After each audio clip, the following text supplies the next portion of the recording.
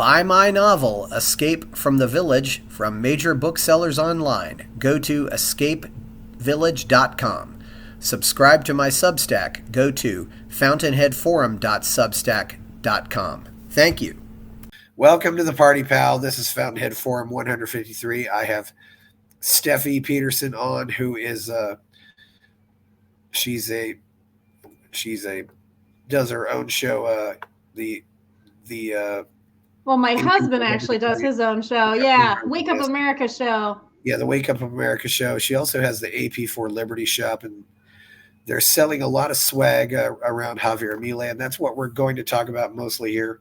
Oh, the Javier Milei swag. Javier Milei. There's a lot of good stuff here. I don't think she speaks Spanish, unlike a lot of my guests talking about Milei. But un poco. I took Spanish for 1 year in 7th grade. Austin and I both, we actually took French throughout our schooling. So that really is not getting us very far in terms of communicating. How'd you have Spanish in the 7th grade? I've never heard of Spanish in the 7th grade that much in America. Really?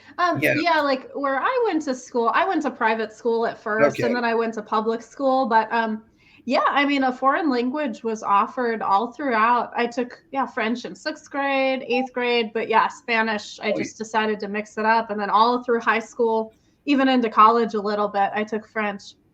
Yeah, the private schools are a little more sensible at this. Because in terms of French, like I started way back, I want to say like 1st grade. And French probably helps somewhat, doesn't it? Not really. I mean, I used to live in Detroit, Michigan. And so I didn't realize that there's a large African population, and apparently those people speak French. And so when I used to work in a hospital in Detroit, there were a lot of like African people. And so my French language did come in handy there. But it is very rare to meet like a Canadian French-speaking person or even somebody from Paris. You know, it's very rare for those people to come into town and start talking to you. Yeah. So France had a lot of colonies down there. So French apparently will get you around somewhat in some of the former French colonies in Africa. So yeah, probably so. I haven't been to Africa yet. I went to France when I was in 7th grade, so I was able to practice my French. You were in Michigan for a while. Were you? So I gotta ask, how did you get involved in all this and get interested in Milei and interested in politics?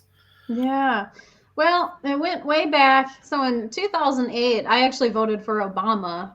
I was in social work school in college, and social workers are very liberal usually. So I was, really excited about diversity and all of that.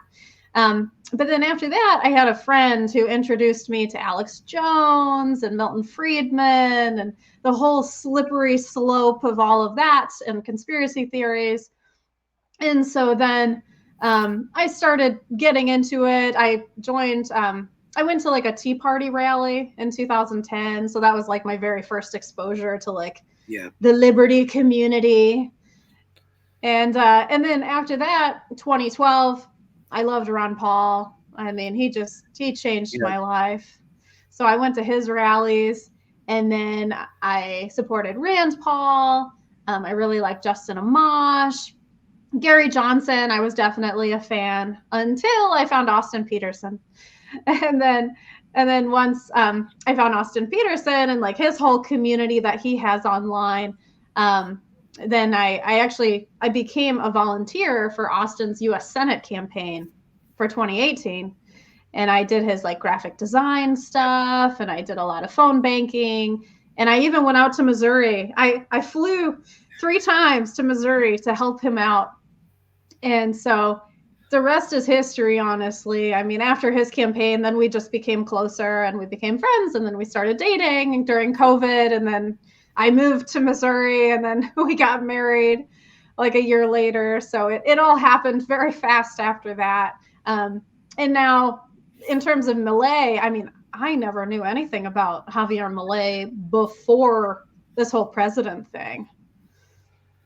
Yeah. Was he really known in the libertarian communities before he ran for president? Because I had never heard of him.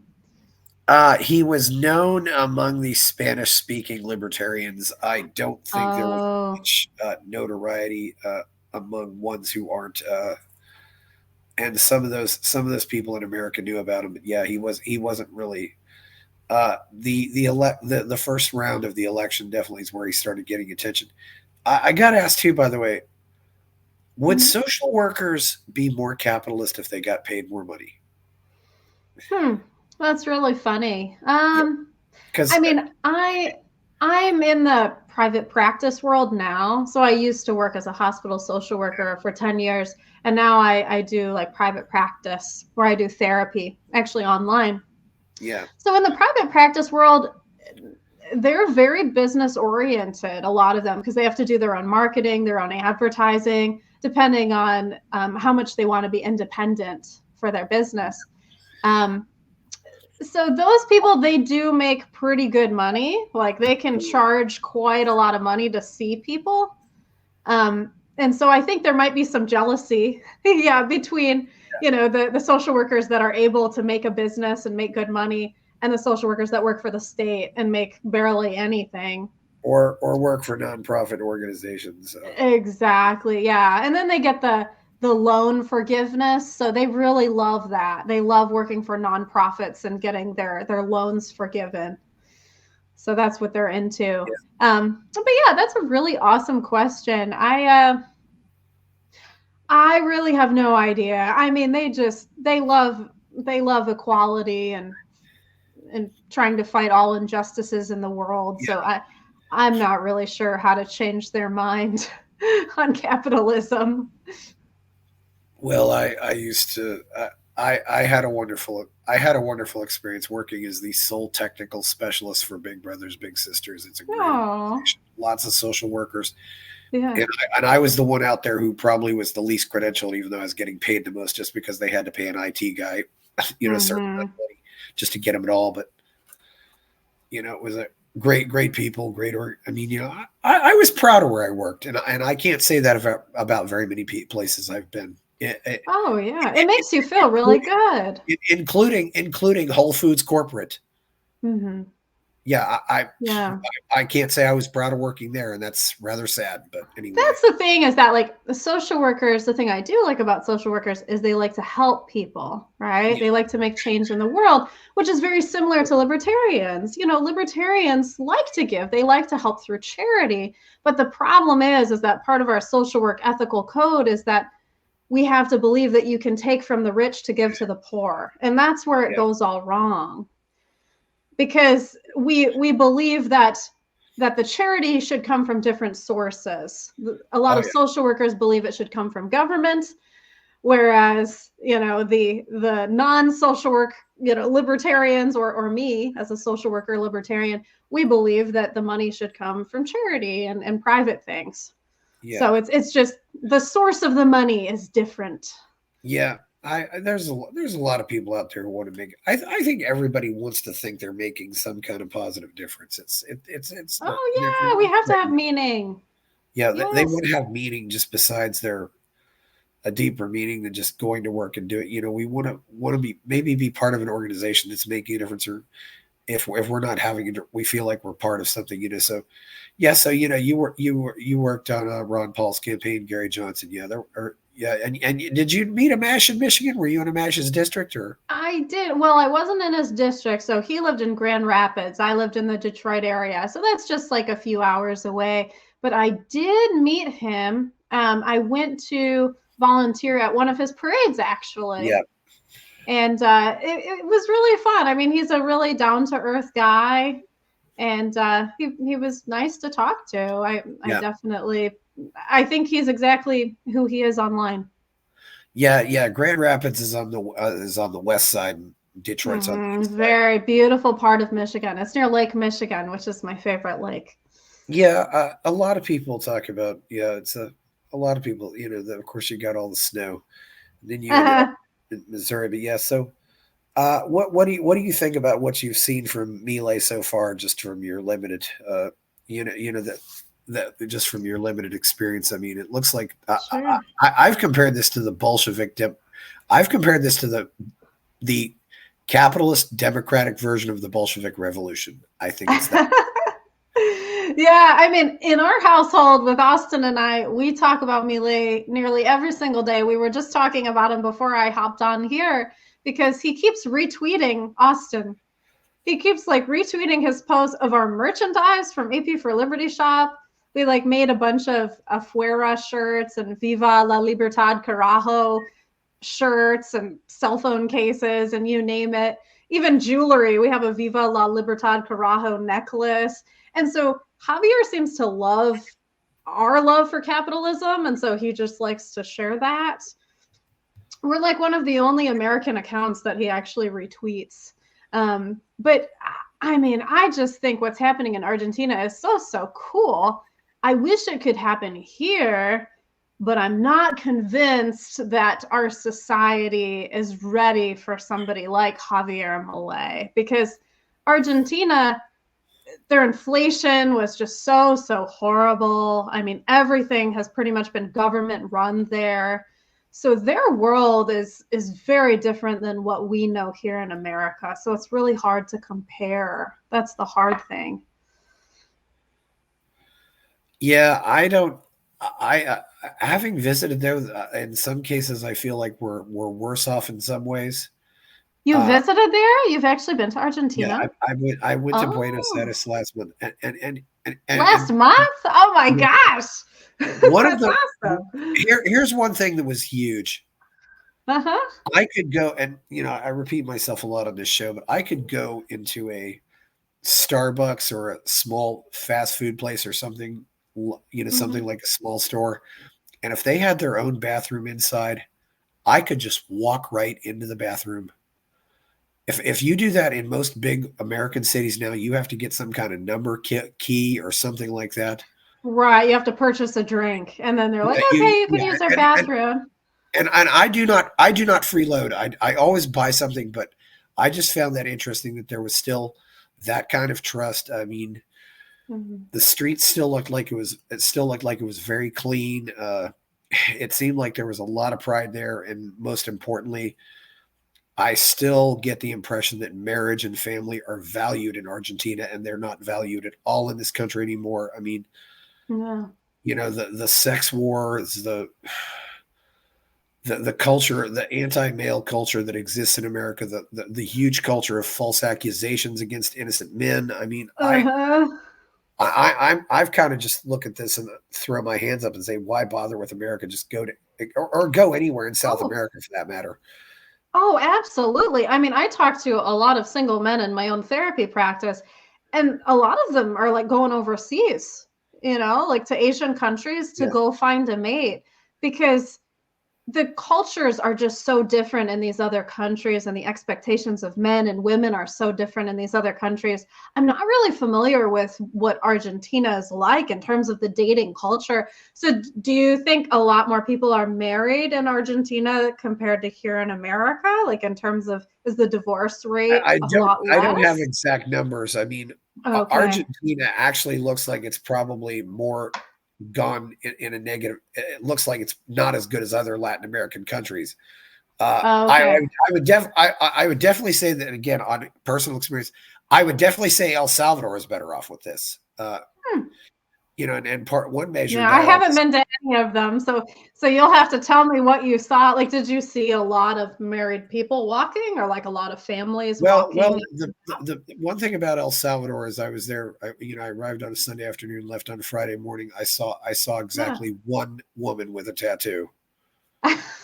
That Yes, in America, tattoos are very popular. My husband and I talk about that a lot as yeah, well because it's it's like I don't have any tattoos, he doesn't have any tattoos, and that's yeah, rare. We're almost like outcasts because of yeah, that.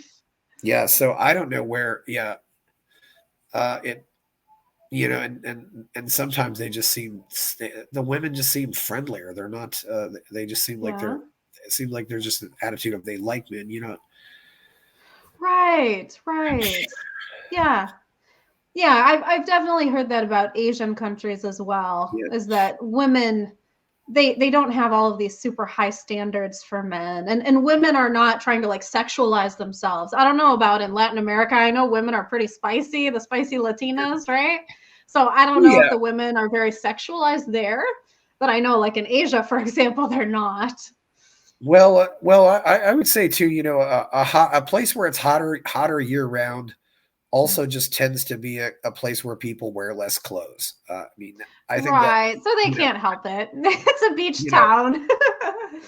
especially, when you consider a lot of these countries don't have a lot of air conditioning in public places. Right. Right. So So you got it's almost people like in, out of necessity, they have to wear less clothes. It's yeah, not that they want to be like, sexual in yeah, public. yeah, but it's Yeah. definitely something. Yeah, yeah, there's definitely more, and sometimes it's just based on the legal system, which you don't actually look at. Uh, Well, I mean, the funny thing is, talk about dating. I mean, Javier Milei, which is a really weird fact, he was a tantric sex coach like yeah, back in the day. So I find that to be very intriguing. Like, where did that come from? He's an economist, yeah, and he's written yeah, books and all kinds of stuff. But apparently, he also has a very sexual side himself. yeah. I think most people do. And it is interesting because he and Victoria Villarreal, neither one has ever been married, as far as I know. So Oh, is that his girlfriend, the one that you see? that's his vice president.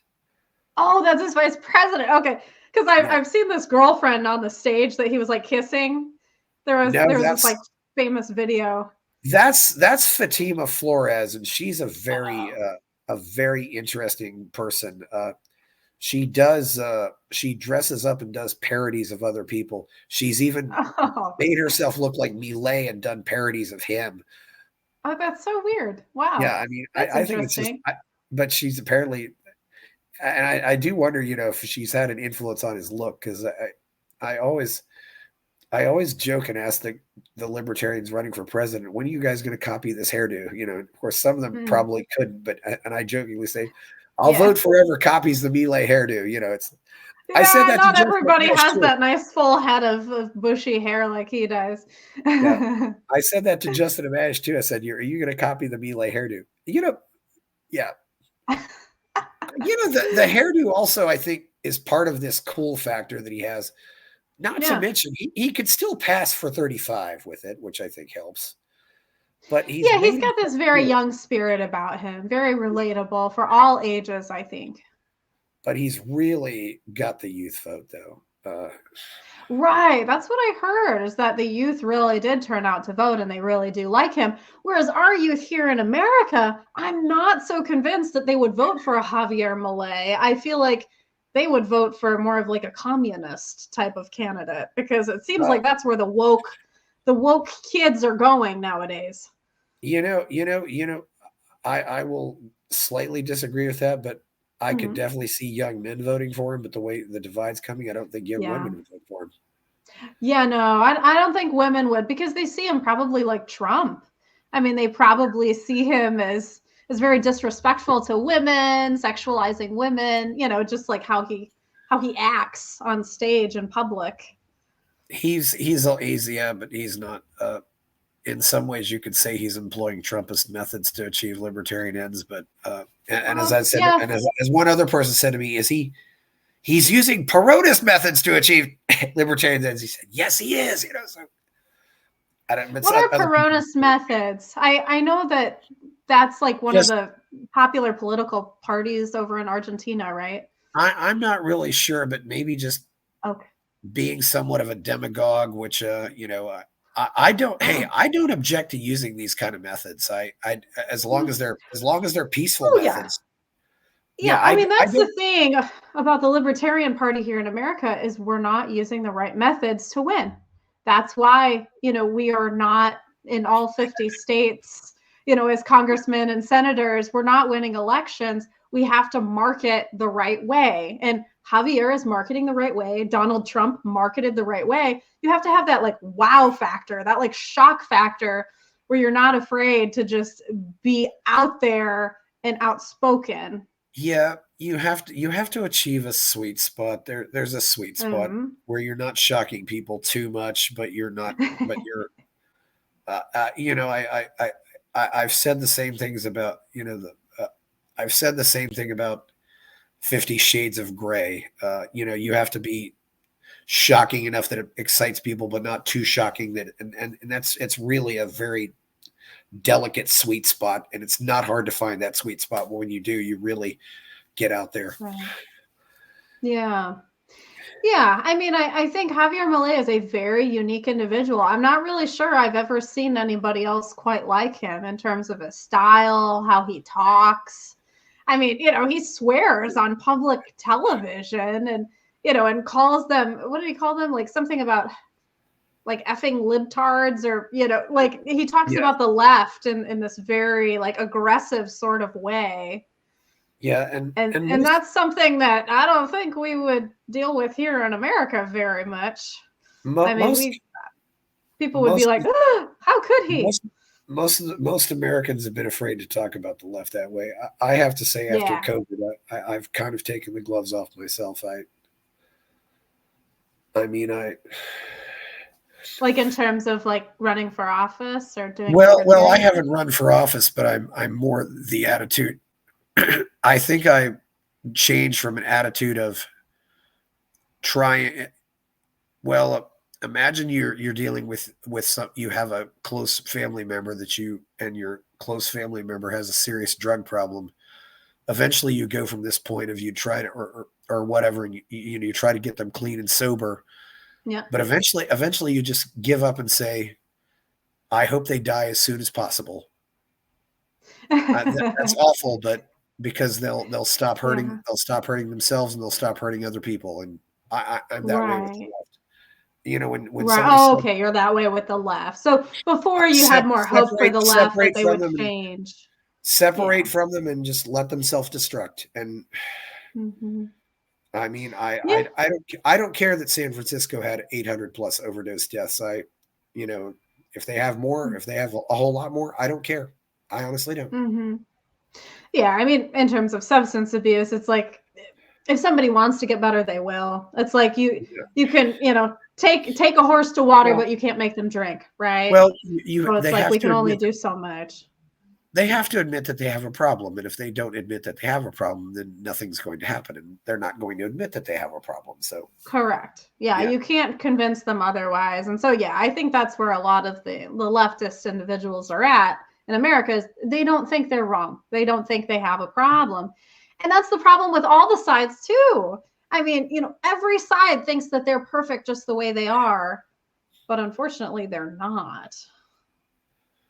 It takes you can't be married. There is a lot of ego part of it. I do compare a lot of it to just getting somebody off an addiction. It's not. Yeah. Which is why intellectual arguments normally don't work. No, they don't. And libertarians love to use intellectual arguments, and that's why they get their marketing wrong. Like people don't like to listen to that stuff.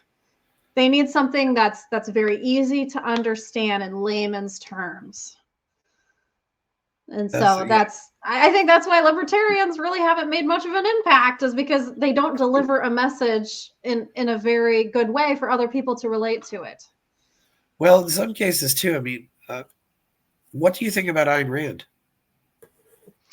What do I think about her? I mean, in terms of her personally, I don't know like too much about her. I did read Atlas Shrugged, so I did read that book. But in terms of like her as a person, I don't know. You mean in terms of like her philosophy? Well, really though, the fact that Ayn Rand went out and thought that this was how the message had to be delivered was to create a fictional story. And she thought that would motivate people, and I do agree with her to a certain extent. And that's one area where she has had some impact. Is other novelists will certainly cite Ayn Rand as an influence. I do worry though that we'll be losing some of that artistic influence too. And so maybe, do you think maybe like we can try to spread awareness through the arts then? Do you think that would be a good idea? Kind of like what Ayn Rand started? I definitely think that's a positive way. I don't think it's necessarily the only way, but we're probably saturated when it comes to think tanks and stuff like that. But yeah. I mean, look at J.K. Rowling, right? It's like she wrote all the Harry Potter books, and then it came out about her views on the LGBTQ plus community, And then like all of the leftists, started hating on her after she made all of these beautiful works of art. Yeah, also I think also although I don't think she'd cite Rand as an influence, I think Susan Collins with the Hunger Games. Oh, I love the Hunger If you Games. Yeah. Yeah, Katniss is very much a Randian hero in my view. Yes, I love Katniss. I watched all of the movies. I didn't read the books though. Yeah. Well, the books are better because they go a lot more into her moral dilemmas. Uh, Okay. the books are all first person present tense, which is kind of interesting. So Hmm. she's like telling the story. It's Katniss telling the story, but she really has a lot of moral dilemmas about what to do. And one reason what I love about her, she's a Randian hero, but she still loves her family. Hmm. It's Yeah. really, in a way, I get the impression from the book that this little girl or this girl is doing all of this really because she just loves her dad so much. Mm-hmm. You know, after when we're giving stuff away, but after District 12 is destroyed, she goes back to get things, and she says, "One thing I went back to get was my father's hunting jacket." Just because she loves dad. Oh. Oh my God, yeah. And she was so dedicated to her sister too. Yeah, Very much. Yeah. yeah, yeah.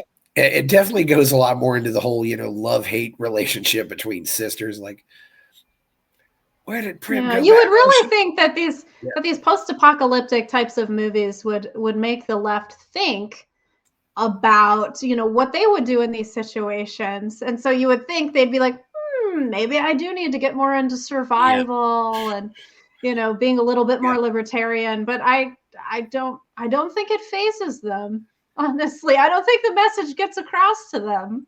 Instead, they're like, we want the government to protect us in case of an apocalypse. We need the government to give us FEMA camps and resources that we can live off of.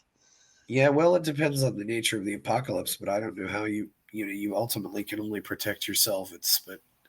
But there are some things you just can't protect yourself from anyway. I mean, Mm-hmm. yeah, I But, it, during COVID, I mean, we definitely saw people on the left becoming preppers. So, I mean, I think some of them did realize a little bit more about libertarian ways in terms of protecting yeah, themselves and keeping items stocked up in their house. and some people on the left are also not pro big farm at all. They're very anti. They're into some stuff which is kind of snake oil, but they're also into they're into saying, well, like fixing your diseases with by eating better and stuff like that. But Right, right. Which I think you see that on the left and the right, like that anti-vax yeah, movement. So yeah, you definitely see that from, the very healthy, yeah, leftist people who are like vegan. And then you also see that from like really religious conservative individuals. So I think they would have something in yeah. common there for sure. I'm not a vegan, but most vegans tend to be more conscious about what they eat anyway. And as a rule, I don't know a whole lot of fat vegans. I Yeah, was a vegetarian for 10 years, and honestly, I ate way worse as a vegetarian than I do now as a meat eater. I started yeah, eating meat again when I got in a relationship with Austin, and I feel much better now. But before, I ate way too many carbs. Like carbohydrates yeah, are still, you can eat those when you're a vegetarian and a vegan. yes, yeah.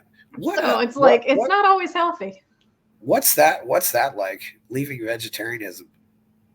Oh, leaving vegetarianism. Oh my gosh. I've Well, I've the always reason wanted why I to. became a vegetarian to begin with. So I became a vegetarian when I was 21 because I was in my social work school and I watched Food Incorporated, the documentary, in class, in my politics class.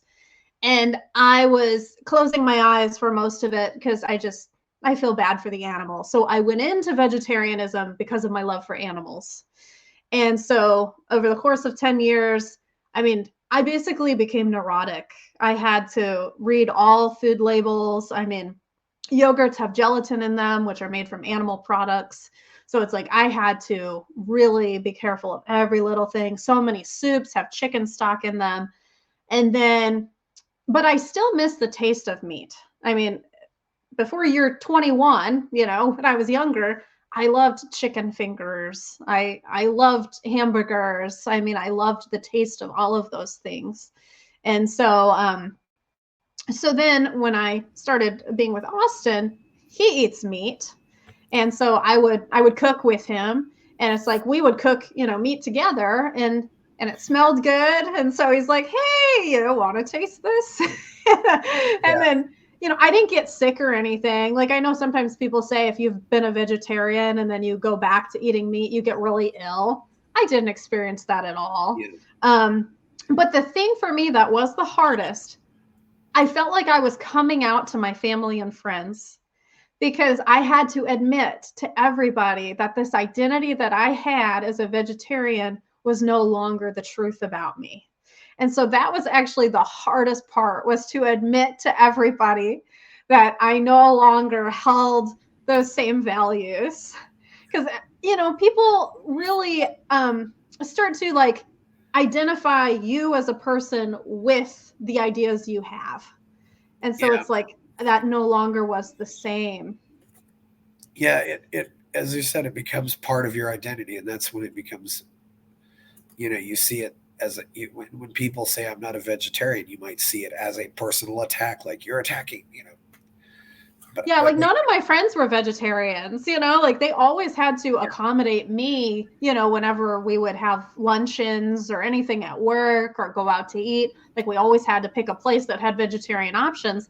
So it's like they were always very nice to me, but I think they were just shocked that my values changed. And honestly, the essay that helped me make these changes and announce them to the world was actually Self-Reliance. I believe it's by Emerson. Self-Reliance by Emerson. And it basically gives you permission to scream from the mountaintops one day, one idea that you have, and then scream from the mountaintops the next day about another idea that you have. And it says, why is it so bad to be misunderstood when Jesus and Gandhi and, all of these big people in the world, when they were misunderstood, why is that so wrong? And so that literally gave me the courage to be like, you know what? I'm going to scream from the mountaintops that I'm no longer a vegetarian, and that's okay. yeah, that's great. Yeah. And Mm-hmm. did you lose any friends over this, or?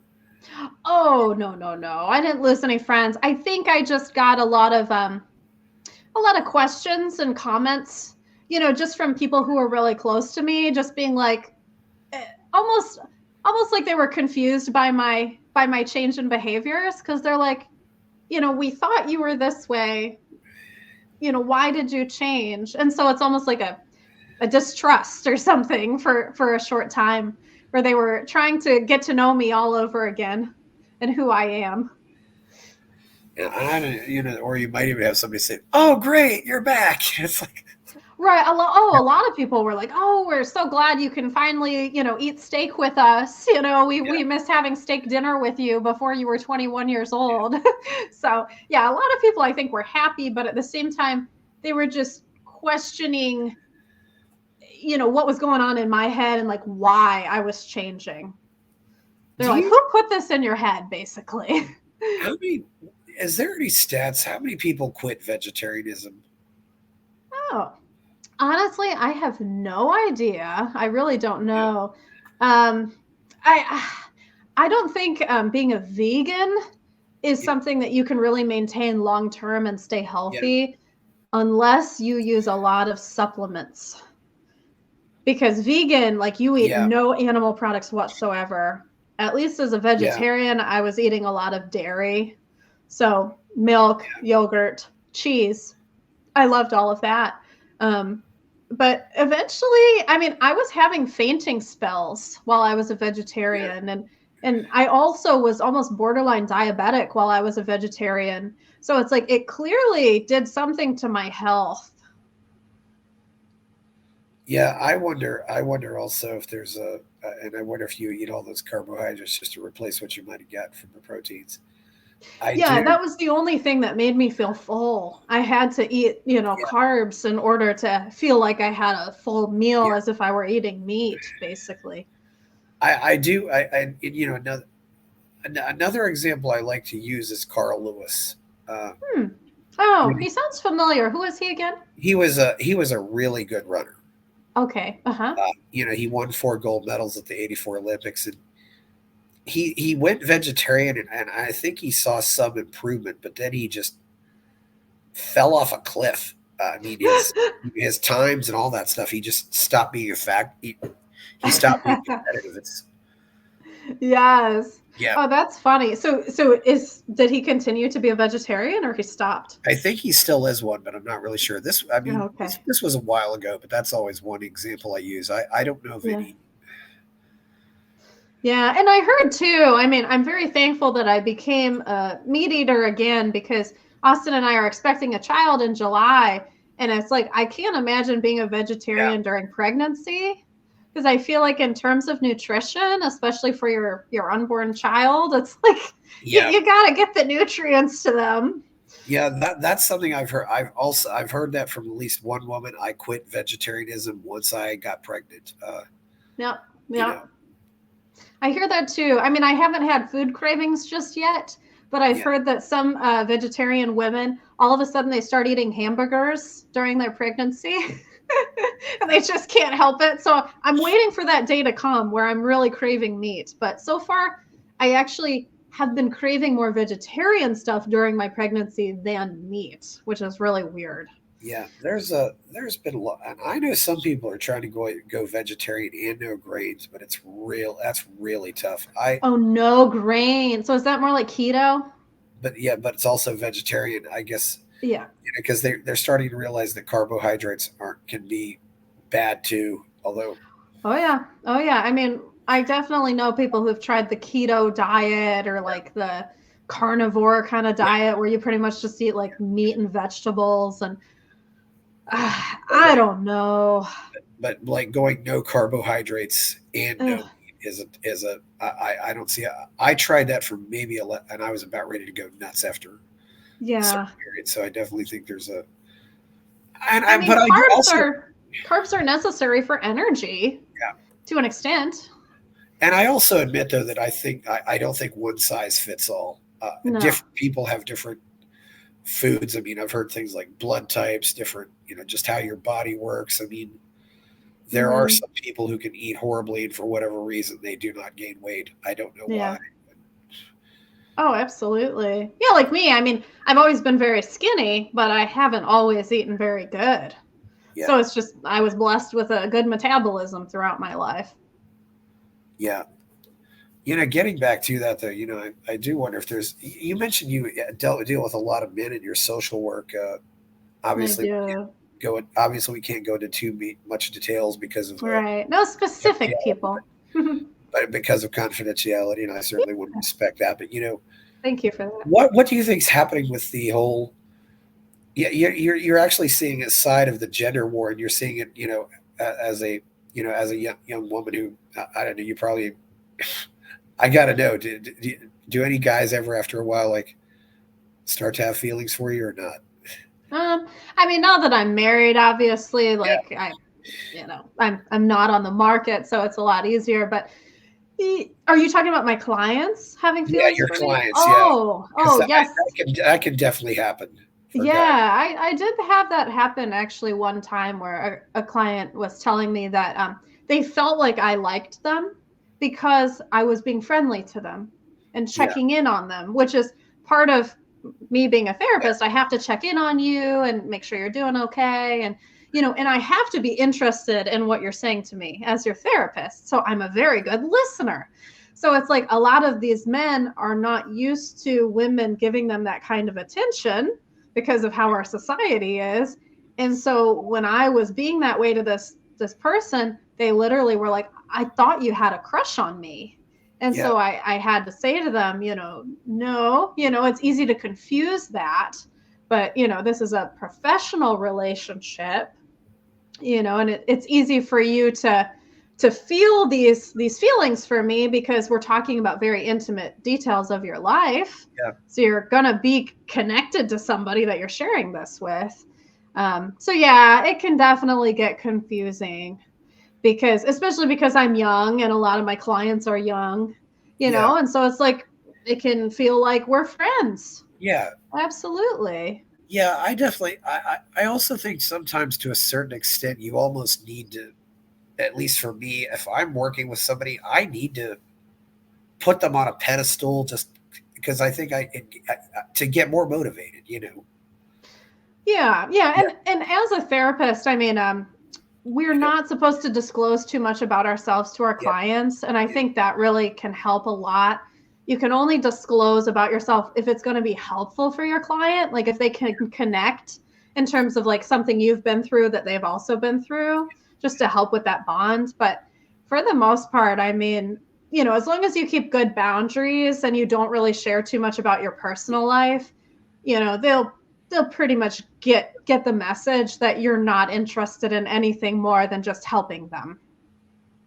yeah. It's yeah, yeah. It's definitely but you're seeing a lot of guys. What are you seeing? A lot of men just out there that have a lot of hurt over not being married, or just it seems to. Yeah. I It's all think we've really sorts got a of crisis in America right now. And I think yeah, it's all sorts of things. So I see people who come to me who are in relationships, either married, new parents, and they're just trying to navigate like relationship issues in terms of communication.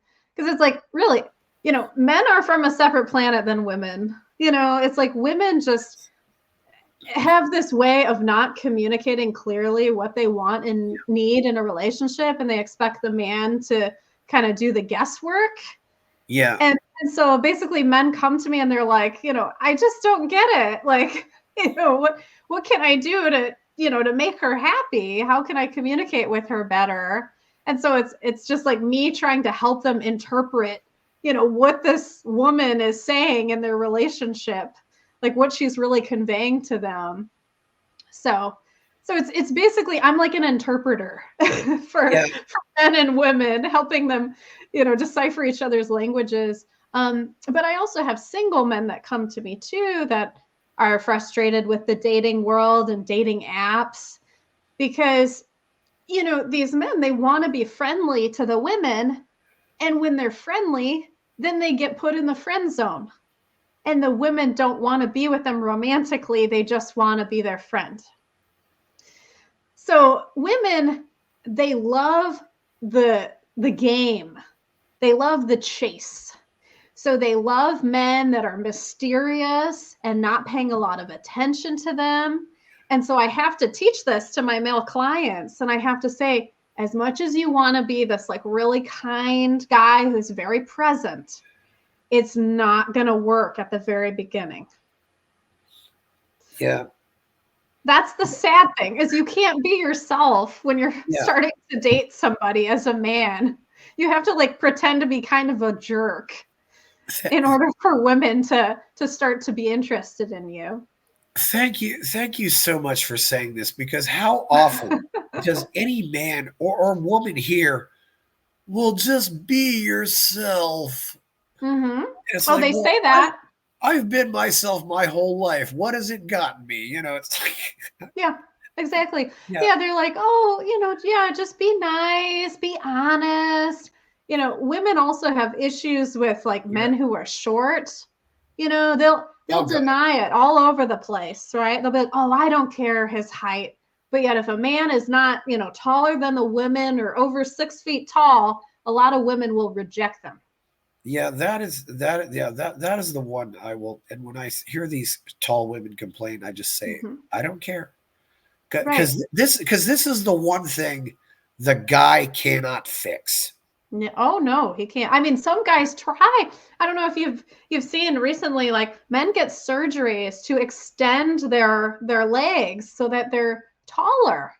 I mean, they're literally doing this to gain a few inches of height just to find a mate. And I don't see how that can be good. Yeah, that's rather tragic. And Right. And it's only like a few inches. It's like I don't know if a woman is really gonna, why? be that excited about 2 inches. And I don't understand, why don't they just try something like platform boots or something like that? Right. Right. That's Hey, what I women mean, do. right, exactly. Yeah, Women fake their looks all over the place. yeah, Right? With makeup. I mean, oh, it gets on my nerves when I see all the women on social media with their filters and their makeup, and they do not look anything like that. But yet they go and they criticize the men that are not wearing makeup. It's like, what are our standards? And by the way, there was recently a picture with Milei's in Italy right now, and he's with Giorgia Meloni, the Italian prime minister. He's actually Oh, apparently really? a lot taller than she is. So Oh, there's actually a really? picture of him. He's standing like with his legs in a V, so he can get down to her level, so they can have a photo op. So yeah, he's in Mm-hmm. Italy now. He's definitely making the rounds. He's going to be back in the U.S. sometime soon too. I Oh, wonder. really? If he Yeah. comes to the US, that would be very exciting because I definitely know a lot of people that would like to meet him, including my husband and I. Yes, that should be interesting. Yeah. Well, he's came back to ask for some. Well, he went to ask for. I think he's probably maybe seeing if he can get some investors. I mean, I've heard about Elon going down there, but we'll never know until it happens.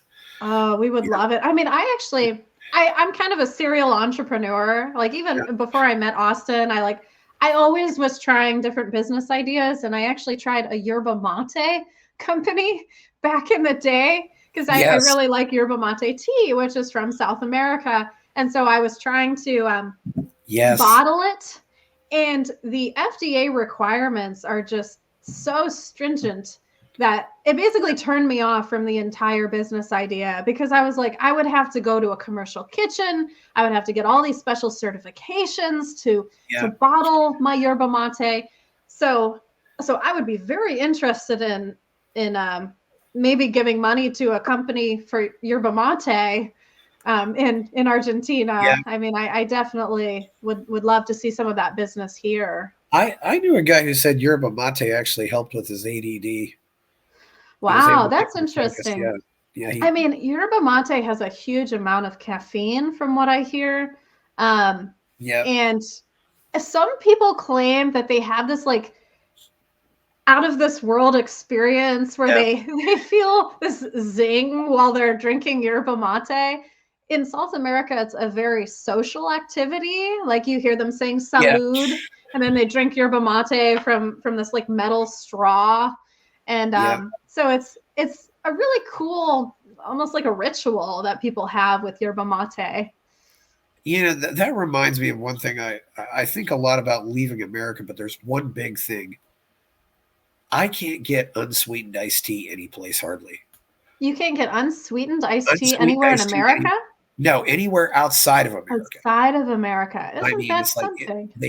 they just don't. Yeah, you'll have hot tea, but Wow. yeah, it's almost only Huh. in some of the American chains that go abroad. Like Starbucks will have it, but Right. it's just not there. And yeah, That is really something. Yeah, I'm not sure about that because I know tea is very popular in other countries, like especially in Europe too. yeah. Well, Um, but I yeah, it's put mostly in like hot varieties that you see it. yeah, I put stevia in it because I discovered that as a very good substitute sweetener. And Yes. Yes, you know, I used to grow that plant, and I used to use the leaves for my sugar. wow, you've certainly done a lot of interesting things. It sounds like. Yeah, like I explained to people, it's like I'm not just like a liberty Yes. activist. It's like I love gardening, I love nature, I love animals, I love pop culture, dating, relationships, psychology. It's like there's just so many interests that I have. Yeah. Are you it sounds like you're like me. You have more big ideas than you know what to do with. Yeah, I definitely, one of my favorite things to do is basically on long car trips, just to talk to the person next to me about philosophy and life and space. But I mean, my conversations go very deep. but you also might not want to have just one career, you know. Wow, yeah, that is true as well because it's like Yeah. my career is social work, so I do Yeah. therapy. But I help Austin too with like marketing stuff Yeah. for apforlibertyshop.com, the merchandise website, and also for his show, Wake Up America show. And so it's like I'm sending out emails for marketing. I'm doing the social media marketing, like advertising the products and making tweets that are viral. Like Javier Milei retweets some of my posts about our products on Austin's Yeah. page. So yeah, I love the marketing aspect because marketing has a lot to do with psychology. Oh yes.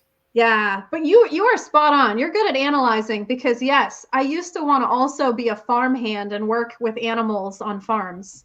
And so that was like my other dream career was being a farmer. Even though you're a libertarian and you have the French language, goodness knows you would have been so perfect for the Peace Corps. Yes. Oh, Yes. absolutely. I used to look into, have you ever heard of woofing?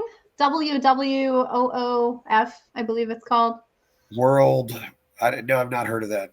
Um, well, woofing it's kind of like the Peace Corps, only it's a private thing. It's a website that you go on and you sign up for, and you can find basically farms all throughout the world that you Yeah. can volunteer at and you can stay at. And so it's kind of like giving your time Yes. or your service in return for housing and food and the ability to stay somewhere really Yeah. cool.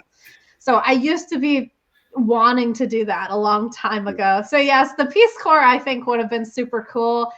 I just I haven't heard the best things about the Peace Corps in terms of them actually giving you the benefits that they say you're going You to know, get. it's hard to say really. I Yeah. think people do it because they want to do something worldly and they want to do something that makes a difference. Yeah. And that's the kind of stuff that I really think builds a lot of goodwill. Mm.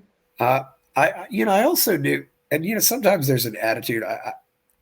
I knew a guy who went down to Haiti after with his church group after the big earthquake down there. Oh And wow. Yeah. when he was down there was kind of this attitude. He's American. He knows what he's doing. It's like because he was American, they expected him to be more competent. It was Oh, so of course. yeah, Just like, I mean, I expect like people from Asia to be more competent than me. I have a yeah, lot of respect for, Asian people just because as doctors, in the medical yeah, world, in the science, math world, I mean, yeah, I think they can be very, very intelligent. yeah. And if you have not left America, you don't know what poverty looks like. Correct, correct. I mean, I have been to China before. My family used to take me on travels around the world, so I'm very thankful for that. But unfortunately, I was so young when I was like in high school to go to these places that I didn't fully absorb everything that the country had to offer, and I didn't really, understand it as much as I would Yes, today. So like in China, for example, like we saw the ghettos, we saw like the poor children begging on the side of the street, but it's like I didn't really know what it meant. I had no idea it was a result of communism yes. back when I was in high school. And I don't know. I only changed planes in China, but I remember getting asked to show my passport like 5 or 6 times in a matter of 2 hours, and it's just like, no, I'm never going to live here. When you just ask for ID that much, that just does not demonstrate a healthy society. Right. Yeah, I was there in 2005, so it was before, COVID went down, luckily. I was there in 2019. I was coming Oh, back from wow. Mongolia, so yeah. Oh my God, you were there right during COVID time. No, no, no. Almost. June of 2019. Okay, right before COVID. I seriously think that COVID was a thing before COVID was a thing because I Oh yeah, got really, really sick. I remember a few months before the COVID outbreak, and it felt like COVID. yes, And I was like, I bet that was COVID before it was actually known. well, yeah. You don't really. Well, that's the thing. You never really know how long a disease has been around. Uh-uh. It's it's like when people find out they have sleep apnea. It's like, well, how long have I had sleep apnea? I said maybe you've had it for 20 years. You don't really know. Right. You just know when you have the diagnosis.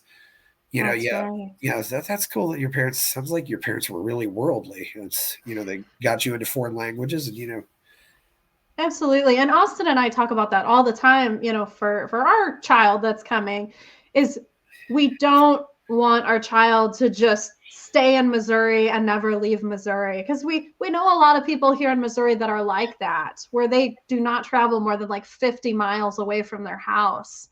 And so it is very important to us, especially because Austin used to live in New York and Washington, D.C. And, I lived in Michigan. It's like we want our kids to experience city life, suburban life, diversity, because you don't get that everywhere. Yes. And are you at somewhere in rural Missouri or if So you don't we're in Jefferson City, Missouri. So that is smack dab in the middle of the state. It's actually the capital Yes. city. But as we know, a lot of capitals are not always in really busy cities. So I compare this place to it's like a village, a city, and farmland all at once. So there's cows and and farmland all around you, but there's also subdivisions with houses right next to each other.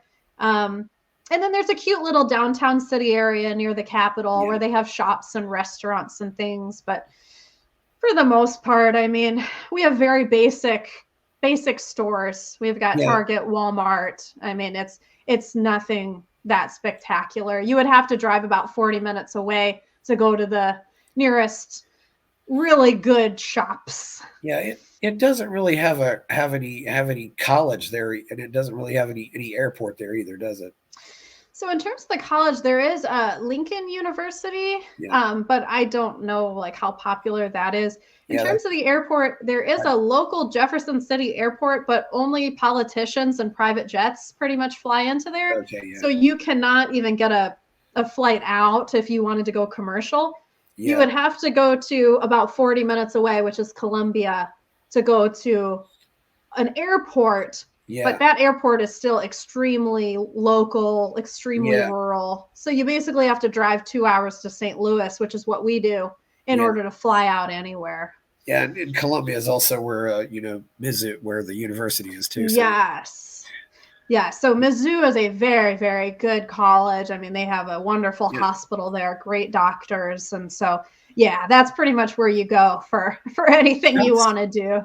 That's one thing, though, that's very interesting about a lot of the state capitals in America. They're not really, and it depends, but a lot of them are not really very significant cities at all. They have the state government there, but that's about all they got. Correct. Yeah, because in Michigan, I used to know Lansing. Lansing is where Michigan State University is. I attended there for part of my college. Yeah. And it's like a really boring farm town, college town, but there's also the capital there. So you would think the capital would be in a city that's really exciting. Yeah. It's a little different from if you go, go to Argentina or Peru or some other cities where the capital is also the big dominant city, and it might have 30 or 40% of the country's entire population lives there. Mm-hmm. Now, granted, that's national versus a smaller entity, but I find that very interesting. Yeah. I wonder though if it's because of safety too, because it's like, who's going to come to Jefferson City, Missouri to go hurt people at the Capitol? I mean, I'm sure it would happen, but it's like, it's not like smack dab in the middle of a city that's super accessible. So you'd have to like drive a ways in order to make your way here to do any damage. Yes, there's really, I mean, the only industry in Jefferson City sounds like it is the government.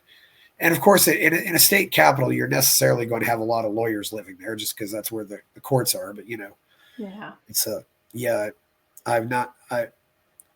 rural Missouri is interesting. And, also interesting too about Missouri is of all the states, it was number 2 after Virginia in the number of Civil War battles. Yeah, very interesting. Yeah, I know in terms of slavery, it was kind of a mixed state. It was very divided. Well, the whole Missouri Compromise said, yes, Missouri gets in as a slave state, but then this line goes west of the southern border and everything. And then they kept changing that. But it was very much a center there because Missouri did not leave the Union, but they certainly had people who wanted to leave the Union. Yes. Yeah, there's a lot of history here. I mean, Lewis and Clark, this is the way that they traveled through here. So we have the Lewis and Clark Trail. I mean, Thomas Jefferson, we live in his city.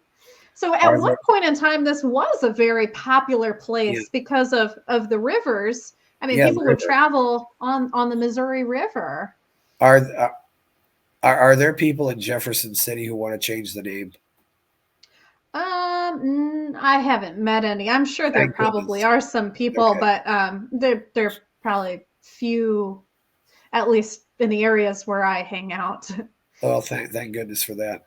Yes. Getting back, I gotta say, with the Super Bowl yesterday, and somebody else reminded me too. It was the Super Bowl yesterday. It was also the 12th anniversary of the day we lost Whitney Houston. But Oh, I didn't know that. what do when you get into music, what do you think about the whole Taylor Swift thing? I like Taylor Swift. I mean, I used to be a fan of hers back when she was a country artist. So this was Yeah, back even before she did pop music. I think she's such a sweet girl. I mean, I'm happy that she's found a really successful guy that yeah, she jives with, and I'm glad he found her. I think he used to have a crush on her even before they got together. yeah, I know the MAGA people are very upset, and there's a lot of conspiracy theories around her involvement with the Kansas City Chiefs and how that's going to impact the election because she's pro Biden. yeah. I don't know. I mean, celebrities everywhere, they All have these, certain political preferences. That's just how they're going to be. it's almost as if people want to be in a state of craziness about something.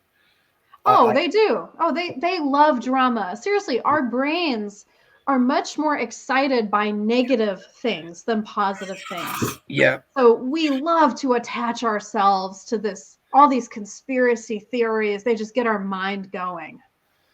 I do wish I have said it though. I do wish Taylor would have been more like Carly Simon or Alanis Morissette in the sense that she writes a song about these guys, but she never identifies them.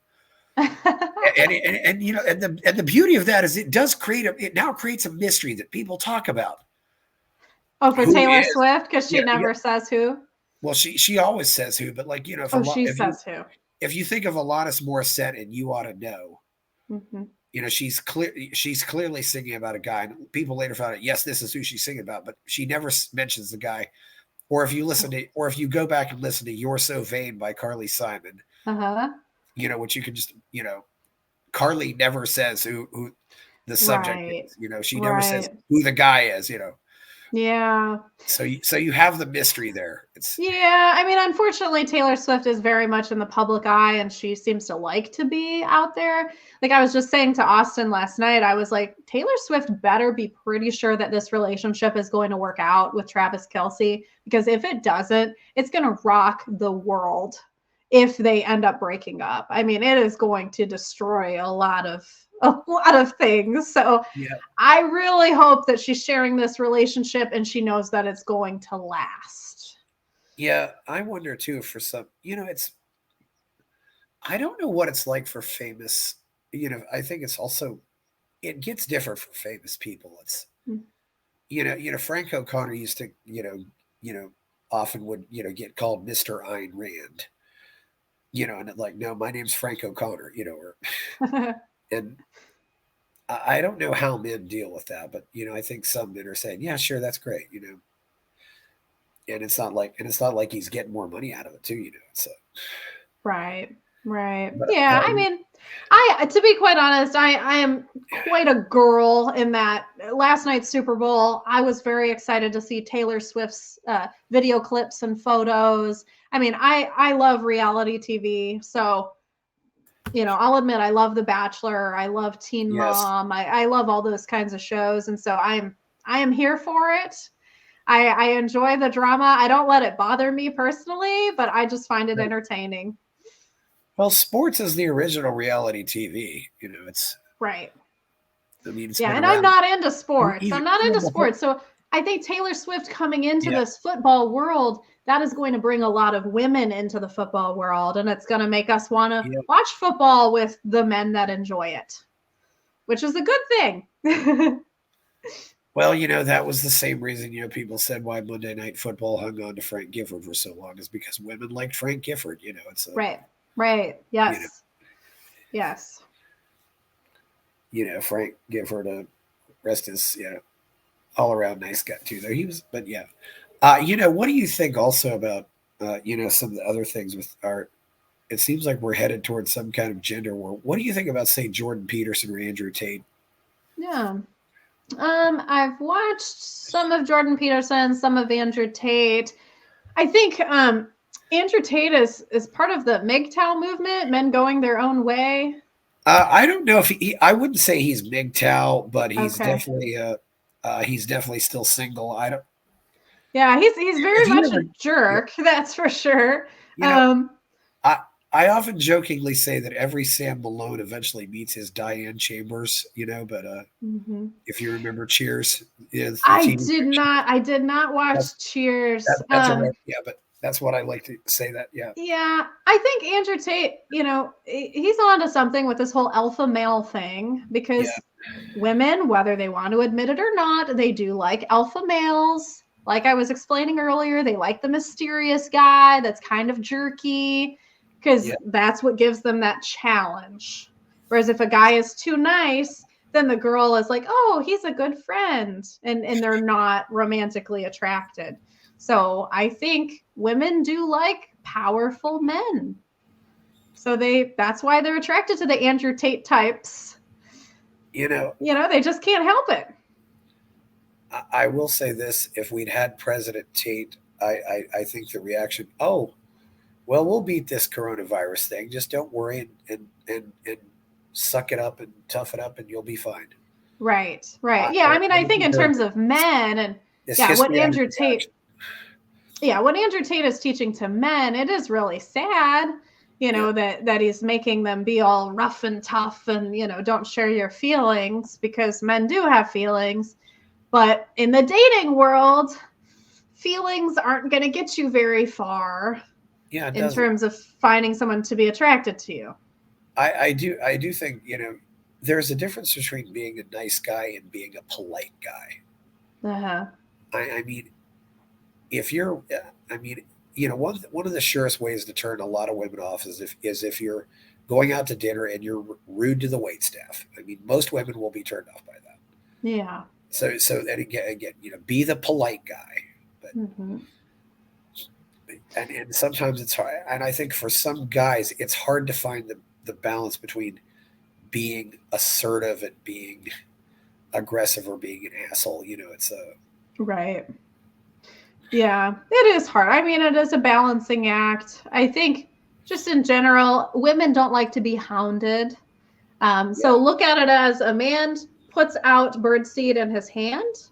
So what the yeah, birdseed represents is basically all of the man's qualities and successes. So as yeah, long as the man has made himself the best version that he possibly can, he can put that birdseed out for the woman and she's going to come naturally because she's going to be like, wow, this man has all of these qualities and he's not hounding me. He's not chasing me. I'm seeking it out. And so I think when a man starts to be aggressive in terms of trying to date a girl, that's what scares her off because she's like, whoa, whoa, whoa, yeah. don't chase after me. I want to make this decision. Yeah, that's well, a part of it too is you men get what's called one-itis. Hyper focused on one woman. Mm-hmm. Uh, it really it's easy to do. I think probably every guy does it. You almost have to say, well, she's go out. Like go ask her once and then go ask. I've noticed with podcasting, for example, I ask somebody, they say no. Uh, and maybe 3 months later, I might come back and say, "Hey, you were busy last." I might say, one problem with social media though is sometimes if I put out an ask, if I don't hear a yes or a no, I just assume that maybe they didn't hear it, because people are Mm, getting so many messages that it's hard to say right. if I'm done. And Most of the time, I mean, people are seeing the message. I yeah, think they're just choosing to ghost yeah, nowadays and to not respond. yeah. I think more times than not, people are just choosing not to respond to others It's because it's they don't know how to be honest. it's hard to say though. Yeah. Yeah. This is one thing too, though. I do think the adage of good fences make good neighbors. I do think that sometimes women need to get better at that. The example I like to use is the restaurant manager walks around the restaurant. He's got nothing to do. He walks up and says, "Hey, how was your food?" And the woman will say, "Fine." And then the guy will say, "Is there anything I can do for you?" And she'll say, "No." And so he's put the invite out there, and then she walks out of the restaurant. Her friend calls on the cell phone and says, "That food was terrible." Uh-huh. And I think this really creates a lot that stuff like that. Really, because the guy made an opening and said, "Yeah, oh, you're not satisfied. Tell me you're not satisfied." But Yes. and I'll try to make this. I'll try to make it right. But he never got a chance to make it right. Right. And that's part of the having to be a translator for men and Yeah. women, because it's like, for whatever reason, women just want a man to read their mind. I don't know why they think Yeah. that's possible. It's not. And that happens with a lot of people. It's like Mm-hmm. instead of breaking off the interaction, give the other person a chance to make the interaction right. Yeah. I've had that happen on and I've had that happen on jobs too. Where I'd go in and it's like, well, and I usually will be proactive, and the first thing I'll say is before I go, I said, "Okay, what's the dress code here?" And sometimes I don't get an answer, but then it's like Right. later said, "Well, you shouldn't have worn those clothes today." It's like, okay, I won't wear the clothes, but Exactly. tell me that. Don't Yeah. don't blame me because I didn't know. But there's this Right. whole attitude that you're and especially now, I think you go back 50 or 60 years, it it was a lot easier for men to figure out what the rules are just by fumbling around and figuring out the rules. Mm-hmm. Nowadays, I don't think men have any idea what the rules are. I mean, it's because the women are telling them they have certain rules, but they're not the rules. The Yeah, women are saying one thing and doing yeah, another. Women you don't know, even know what they want. you know, and women on the because you don't know what's going to offend women on the left, especially. I mean, Yeah. I was on one board, and I was told that using female or male as a noun was offensive. They're Right. only can be used as adjectives. Like, well, I didn't know this. Yeah. I mean, one thing, like, let's say I go out and date some woman who's really conservative. For example, I know I can't say the F word. That'll piss her off. I probably can't say piss her off either. But Right. I have a good idea of what's going to be, what will be a deal breaker for her. And you don't want to. I mean, and sometimes, and I have to say, men have deal breakers too. I mean, Mm-hmm. I've said for a long time, if a woman wants to make me disappear, the easiest way for her to do it is light up a cigarette. Right. Right. Yeah. You're entitled to have your standards. Yeah, But I think sometimes people's standards are really high, yeah, depending on the situation. And so sometimes we have to adjust those standards because it's just the probability that you would find somebody who meets those standards would be very slim. So sometimes we just have to tweak them, and then we have a higher probability of finding a partner in the pool. yeah. And sometimes I wonder too. I don't think a lot of dating sites even emphasize the things that might make people compatible. Right. Uh, Yeah. I've noticed, for example, that I had parents who were 36 and 39 when I was born. Mm-hmm. Not a lot of women my age had parents who were that age, but it seemed like I always got along well with women who had older parents like I did, and that's something you never see, and that's something that's never a question on a dating site. Yeah. That Yeah. and another thing also, if you've ever studied neurolinguistic programming, No, I uh, have not. well, I definitely think people who are auditory and people who are visual, there's definitely something there. I mean, Yeah. I am much more auditory, I think, and I'm definitely better off when I find women who are auditory as opposed to because you just communicate Mm-hmm. differently. Yeah. So, You I mean, more apps are needed, for the dating I world. I don't think more apps are needed. I think it's but but we've gotten now to a place where it's just hard for men to approach in real life. You can't ask out women at work. You can't ask out. You know, Correct. and a lot of young men don't know it. I said once you get out of school, there isn't a whole lot left. You know, Right. Right. Oh yeah. Yeah. But unfortunately, I'm going to have to start heading out here so that I can continue with my job today. Yeah. Okay. Well, it's been great having you. Also, thank you for having me. Yeah, I knew you'd be a fun guest to have on after I heard you on with Ben Weir. So.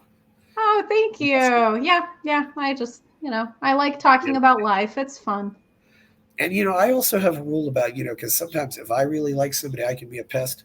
I don't invite anybody back for 50 shows, and that's a rule for me. Because if I really like somebody, I'll want them to come on every week, and I will ask them too much. But if I do have like a 50 show rule, and it also works with people that I don't want to bring back too. But yes, right. Yeah. Okay. Well, thank you. Where can we find you on the net, Steffi Petersen? All right. So I'm Steffi P, the number 4, Liberty. So you can find me on Facebook, Twitter, Instagram. And then also Austin and I, we have a shop where we sell phone cases. I designed that one. And we have t-shirts, custom metal signs, 3D printed Buddhas, keychains, you name it, we have it, mugs. So apforlibertyshop.com. And then also I am on Austin's Wake Up America show on Fridays for Family Friday from 7 to 9 a.m. Central Time. So you can see me there.